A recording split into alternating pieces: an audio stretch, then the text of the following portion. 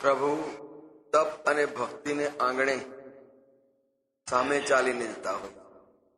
કોઈ પણ સત્સંગ તપનું ફળ કે પ્રભુને સામે ચાલીને એને ત્યાં જવાની ઈચ્છા થાય, એ તપનું ફળ, એ ભજનનું ફળ. વાલ્મીકી ઋષિનું તપ ભગવાનને ખેંચાવી, સબરીની ભક્તિ પ્રભુને ખેંચી લાવે છે મારે ત્યાં. હિધરા જટાયુની નિષ્ઠા એના અંત સમયે પ્રભુને ખેંચી લાવે.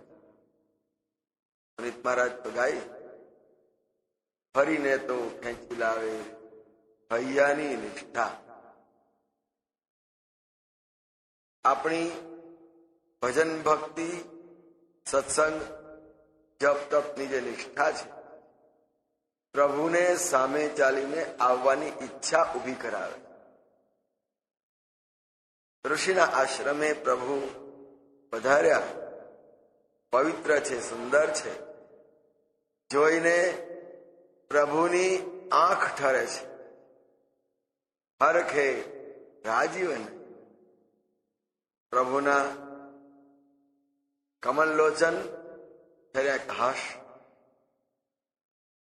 જે આશ્રમની શોભા હોવી જોઈએ, જે આશ્રમની લક્ષ્મી જેને કહેવાય, આશ્રમનો વૈભવ, ત્યાગનો વૈભવ ત્યાગ જેવું હોય, અને શ્રીમાન સંપન્નનો વૈભવ સંપન્ન જેવું. મોટા સરસ મજાના કરોડોના બંગલામાં પુરુષોને ડાઇનિંગ ટેબલ જ શોભે, પણ આશ્રમનો વૈભવ એક દર્ભનું આસન હોય, અને જમવા બેસવાનું હોય તો કેળનું પાન હોય એની અંદર. આ આશ્રમનો વૈભવ. એ નિરખી આશ્રમ, એની સાદાઈ, એની સાધુતા જોઈને હરખે રાજ. પ્રભુને આનંદ થયો. નાના ત્યાગીઓ અને તપસ્વીઓ પણ પોતાની સીમાની અંદર રહે છે. જ્યારે ત્યાગી તપસ્વી પોતાની સીમા ઓળંગીને ત્યાગ છોડીને વૈભવની વચ્ચે રાજતો હોય ને, તો ભગવાન એના આશ્રમ સુધી જવાની ત્યારે મનમાં ઈચ્છા. પણ પ્રભુને વાલ્મીકીજીનો આશ્રમ ખૂબ ગમ્યો, ખૂબ ગમ્યો. નિરખી જોઈ લી, તરત ખબર પડી. આશ્રમની બહાર 25 ગાડીઓ ઉભી હોય, આશ્રમે ચોકીદારો ઉભા હોય.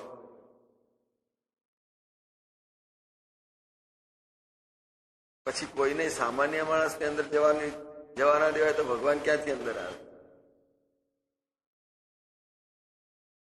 એને પાસ લેવો પડતો અંદર જવા. ભગવાન કહે છે મારે ત્યાં, તારે ત્યાં અહીં શું કામ? ભગવાન પ્રભુ ભજન, ત્યાગ અને સમર્પણ, તપથી રાજી થતા હોય છે. અને વગર બોલાવે એના આશ્રમના બારણા ખુલ્લા હોય. આશ્રમને કઈ લોકર્સ ના હોય, ફીટ બંધ કરેલા ના હોય. જેમ ભગવાન શંકરનું મંદિર 24 કલાક ખુલ્લું હોય. ઋષિ તપસ્વીના દ્વાર પણ આવી રીતે હંમેશા ખુલ્લા.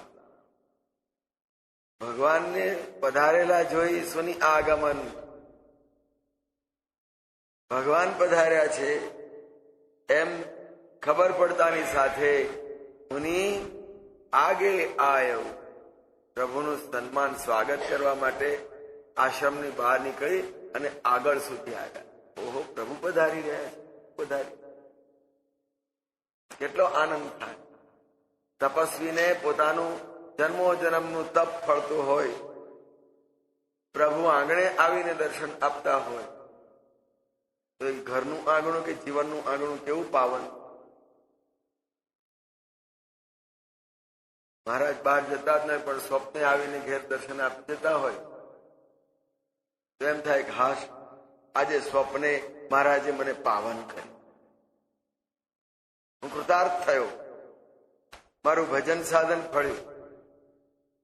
રોજ સવારમાં જઉં છું ને મંગળા જાળીના દર્શન કરવા માટે, મહારાજે આજે મને કૃતાર્થ કરી, મારે ઘેર. આ ભાવ એ જ વાલ્મીકી ઋષિ છે, છતાંય તપસ્વી છે. ઉઠ્યા ન હોત તો ચાલત, પ્રભુ સામે ચાલીને આવી રહ્યા છે. પણ જેને વ્યવહાર કહેવાય, ઘણી વાર માણસ વ્યવહારથી એટલો બધો સાવ ઘસાયેલો હોય, જેને વ્યવહાર મૂઠો કહેવાય, એમ કદાચ ટીકા કરીને આ કેવો વ્યવહારનો ભાવ. અહીંયા પ્રભુ ચાલીને આવ્યા છે, સામે ચાલીને, તો વાલ્મીકી ઋષિ આશ્રમમાં બેસી રહ્યા નથી. વાત થયા એટલું નથી, માત્ર દ્વારે આવે એમ નહીં, આગે આયમ સામે ચાલીને આવ્યા, પ્રભુ આવ્યા છે. પુનિત મહારાજ કે એક ડગ ભરતા 10 ડગ આવે સાંભળ્યો. ભગવાન, આપણે ભગવાનની સન્મુખ થઈને એક જ પગલું ભરીશું ને તો ભગવાન 1000 ડગલા ભરી સામે ચાલીને આવે. પણ આપણામાં એક ડગલું પ્રભુ પ્રત્યે ભરવાની ક્ષમતા આપે. પેલા એક પગલું તો માનું, ભગવાન 1000 ડગલા સામે ચાલીને આવે. છેક અયોધ્યાથી મારે ત્યાં પ્રભુ પધાર્યા હોય અને મારા આશ્રમમાંથી 4-10 ડગલા આગળના. વાલ્મીકીએ આદર સત્કાર પૂર્વક સન્માન કરી વ્યવહારને બરાબર નિભાવ્યો. મુનિ કહું રામ દંડવત. હવે આવા તપસ્વી વડીલ વૃદ્ધ છે, જટાજુ સામે ચાલીને આવ્યા તો ભગવાને પણ પોતાનો વ્યવહાર ટૂંકો પડવા દીધો નથી. દંડવત કહી. ભગવાન સ્વયં રાજપુત્ર છે, પોતે સાક્ષાત પરબ્રહ્મ આ ધરાતલ ઉપર પધારેલા છે. વાલ્મીકી પણ જાણ દંડવત ન કર્યા હોત ને તો વાલ્મીકીજીને ખોટું લાગત જ નહીં. કેમ? આ તમારા ઇતિહાસ એમ કે છે કે વાલ્મીકી રામાયણ રચના કરી તો પ્રભુનું પ્રાગટ્ય થયું નહોતું તે પહેલા વાલ્મીકીજીએ રામાયણની રચના કરી.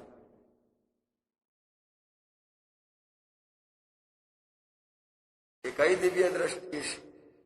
અને શું એ રામ લક્ષ્મણ ને સીતાજી પોતાના આશ્રમે સામે ચાલી આવતા હોય ને ખબર નહીં હોય? જેનું જીવન ચરિત્ર રામાયણ એના અવતાર પહેલા જ લખીને એ સમજે છે, એટલા માટે આગળ સત્કાર માટે ગયા છે. અને છતાંય ભગવાન પોતાનો વ્યવહાર ટૂંકો સહેજ પણ પડવા દેતા નથી. દંડવત. આ તો ઋષિ છે, ત્યાગી છે, તપસ્વી છે, પૂજ્ય છે. અમારે ગૃહસ્થીઓને માટે કોઈ પણ ત્યાગી તપસ્વી, અને એ પરંપરા ત્યાગ ને સમર્પણની, એનામાં સર્વસ્વ સમર્પિત કરવું આપણી વૈદિક પરંપરા છે. રાજાઓ પોતાની રાજ સિંહાસન છોડી, રથ છોડી અને આશ્રમમાં, વનની અંદર આશ્રમમાં દર્શન કરવા જાય ઋષિઓના, ત્યારે સાષ્ટાંગ દંડવત. અહીંયા પ્રભુએ પણ એ શિરસ્તો નિભાવ્યો. વાલ્મીકીજી તપસ્વી છે, ત્યાગી છે. ત્યાગના ચરણની અંદર વૈભવો મૂકી જતા હોય. ત્યાગના ચરણમાં વૈભવોને બેસી જવું પડે, સ્થાન બેસવું. એમ પ્રભુ વૈભવી છે. પ્રભુતા છે એમની પાસે, પગ એટલે એમની પાસે ઐશ્વર્ય છે. એટલા માટે ઐશ્વર્ય આજે વાલ્મીકીના ચરણની અંદર, ત્યાગની અંદર દંડવત પ્રણામ કરું. અને બ્રાહ્મણ છે, પ્રભુ ક્ષત્રિય કુલની અંદર અવતાર લીધો, વાલ્મીકી બ્રાહ્મણ છે. એટલે બ્રાહ્મણોમાં શ્રેષ્ઠ તપસ્વી વિપ્ર વર શ્રેષ્ઠ ઋષિ હોય એ જ આશીર્વાદ આપવાનો હક બધાને. નાનો માણસ મોટાને આશીર્વાદ આપે, શ્રેષ્ઠ હોય, તો હોય, તપ ભજન ભક્તિભાવથી જે મોટો હોય એ આશીર્વાદ આપવાનો અધિકાર હોય. તપસ્વી છે, બ્રાહ્મણ છે, ત્યાગી છે, એટલે ભગવાને જો દંડવત કર્યા પોતાનો હક છે ગ્રહસ્થ તરીકે, તો તપસ્વીને ઋષિ તરીકે, બ્રાહ્મણ તરીકે વાલ્મીકીનો આશીર્વાદ આપવાનો પણ હક